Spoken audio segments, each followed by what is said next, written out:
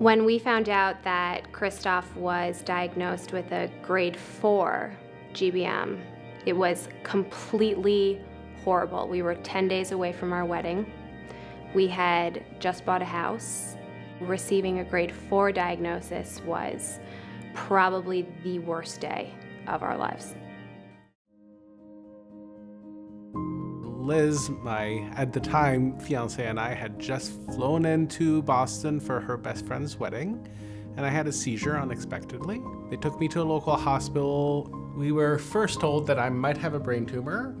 I looked at Liz and I said, "You can't marry me. He did. This is too big of a risk for you." He did. And she turned back and said, "You can't make that decision alone. We are going through with this no matter what."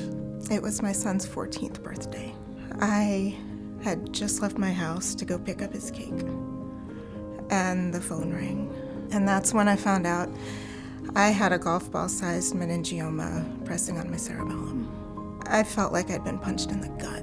It became apparent to me that something was not right with me when I had to put my wallet into my back pocket, and it took me about 15 minutes to do that. I was 38 years old at the time, in very good health, and it just it really blindsided me. My husband and I walked into the Malnati Brain Tumor Institute.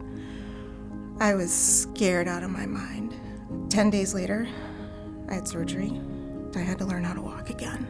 My surgery was September 11th, and by Thanksgiving, I was running again. I made dinner for my whole family.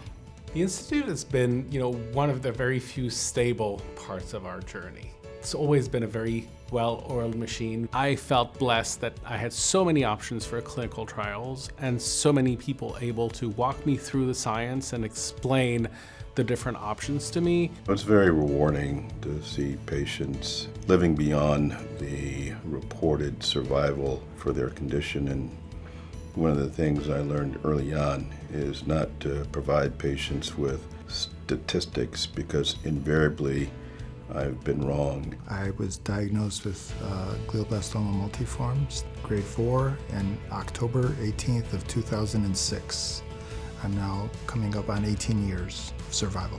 As a patient at the Brain Tumor Institute, I've developed friends with my medical providers, and we have a running joke that we're growing old together.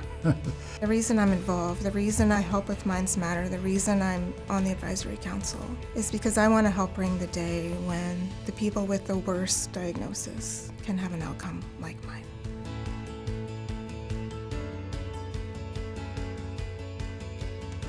I'm now, I suppose, almost 13 years a glioblastoma survivor.